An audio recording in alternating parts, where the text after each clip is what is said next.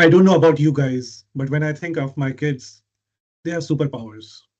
They can hear the sound of a chocolate wrapper from a far distance. I remember the other day my daughter barged into my room, my office room, and she saw a few chocolate wrappers on my table, and she was annoyed. And then she created a graph. Let me share my screen. So she created this graph showing how many chocolates her dad eats every day all by himself. When I think of it, it seems like a protest, a cute protest talking about her dad and she not being happy about that.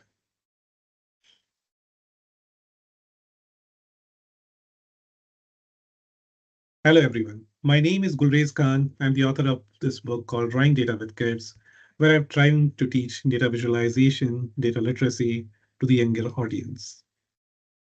And I also work as a data science leader in my day job. Today, I'm going to talk about visual storytelling in public protests. All right. So going back to the story of my daughter complaining about her dad eating all the chocolates. So my wife is very mindful of how much sugar they eat, and I have a sweet tooth. So I need to be careful of eating chocolates when they are not around. And clearly, like what she was trying to do, my daughter was trying to do was she was protesting in her own unique way. And she created this visual. Now, if I were to do a critic of it, I would say, hey, maybe you could have done a good job and maybe add another bar talking about how many chocolates you got to eat, which could be zero. Maybe add some annotations over here, and that would make it a compelling case. Power of visuals. Once I attended a session of a storytelling speaker, and he was telling about the purpose of stories. The purpose of a story is to move the audience from point A to point B, take the audience on a journey from A to B. And when I think of myself as a data visualization practitioner, I think our job is something similar. We want to enhance the understanding of the audience and move them from one perspective to another. Now, when I think of the protests, right, this is where people are leaving their cozy homes, their comfortable places, and going on the street, leaving their routines, chores, whatnot. And they are there for the causes. They want to create empathy for their causes and want to move people from one understanding to another. I remember the other day, a few months ago, I was invited for a talk by for this event by Data Visualization Society called Information is Beautiful to talk about the making of my book, Drawing Data with Kids. It was a wonderful event, as you can see, like the number of amazing people I got to meet and the great visuals, and it was all treat. After the event, I headed back to the Baltimore airport for my flight. While there was still some time for my flight, I was reflecting on my 2 days that I spent in this amazing company and the great visuals I got to see. And I was telling to myself, this is the best of the best you could have seen. Few minutes later, I opened my laptop and saw this image on my machine. This was from a protest in Washington, D.C. And when I looked into it, now I think this is the most moving physical data viz I have happened to see. What you're seeing here is you're seeing 100-foot paper with the names of 2,913 Palestinian children killed in last few weeks. Let that sink in. 100-foot long paper with names of Palestinian kids who were killed in few weeks. Unfortunately, this was 7 months ago, and the number has increased to six-folds now. As I ponder over this visual, I think I feel sad, I feel angry, but from a data visualization practitioner, I think this is amazing. Like here, I see the visual on the streets in protests, and it does an amazing job in moving people and creating an empathy for the cause. In this talk today, I will try to share some visuals that I've seen in different protests recently, and maybe you can appreciate this wonderful work which is happening on the streets. So, visual storytelling in public protests, that's my title. Know their names. So, this is one visual where people are carrying the name of kids who lost their lives, who were killed. I saw the similar pattern, like this is healthcare workers and students marching in UC San Diego in November. Few other visuals where people are carrying the name of the kids, people who were killed. They have names, they had dreams. Another pattern that I've seen is empty seats, right? So before I share the next slide, I want you to imagine school bus full of kids. And when you think of school bus with kids, you might think of some chocolates. You might think of kids playing, having fun, lots of noise, lots of sound coming in.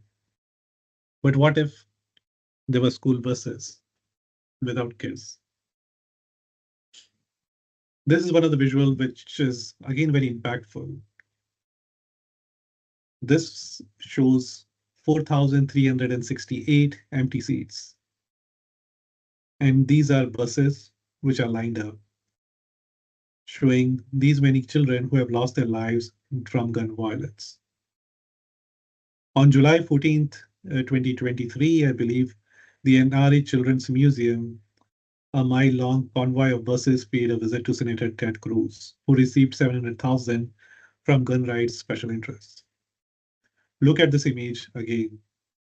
These are buses standing in the shape of a gun.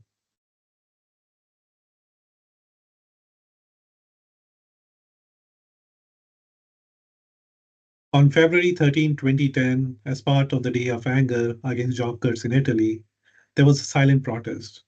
What do you see over here?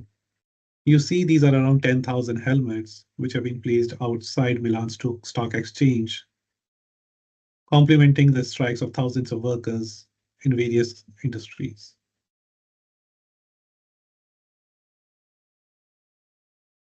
Shoes carry a message. Hundreds of empty pairs of shoes dotted the streets of downtown Paris, symbolizing the cancelled march environmental activists had planned to hold before climate change talks. There have been a number of protests I've seen where people have used this kind of a method of placing shoes in protest. And when for this particular thing, like the march was cancelled, but protesters left their shoes. Another similar one from the recent war. This is 8,000 killed children. 8,000 pair of shoes were left in Denmark.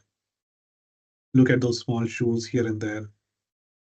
Look at the lives lost. A similar protest happened in South Korea when the number were around 2,000.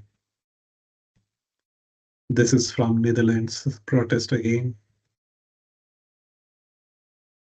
This is a red shoe protest, which is a symbolic protest and awareness campaign in response to domestic violence and femicide. This movement involves placing red shoes to represent and draw attention to the women who have been killed due to gender-based violence. Wonderful art. All the shoes are red in color, telling about the lives lost of women. Banners. There have been few banners that I've collected. This was from Trump inauguration. There were these questions raised of how many people showed up in the inauguration and how many didn't. My sign is as small as his inauguration. I thought that was funny. The protesters slogan, "We are 99%, referred to the income disparity in US and economic inequality in general, which were main issues of Occupy Wall Street.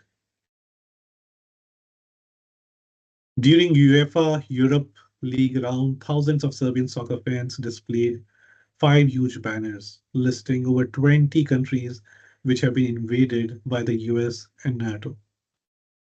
Timeline visual. All we are seeing is give peace a chance. I love when people come together for these different causes.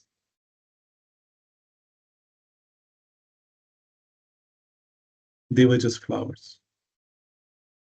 A flower representing one Palestinian child killed. Around 20,000 paper poppies were, were left in front of New York Stock Exchange, showing more than 20,000 Palestinian children who have been killed so far in the war. As a father of three kids, it hits me hard. Murals. A mural on Houston Street in Manhattan. This is highlighting the case of Turkish artist who was jailed for nearly 3 years over a painting. And here these bars represents the number of days she has been in prison. Look at her picture and it shows behind the bar.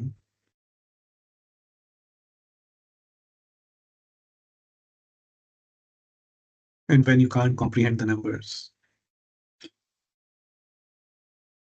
there's a video which I want to share.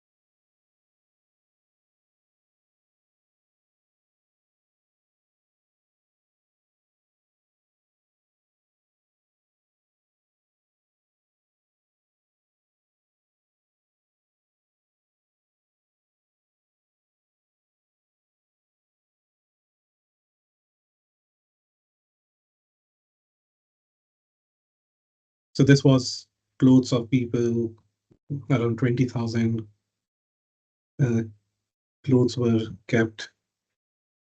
And you cannot have enough words to describe like what's happening over there. Sometimes you just see and you feel.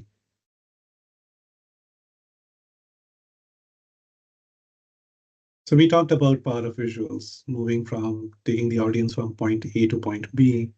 And with these wonderful examples, I thought they do an amazing job.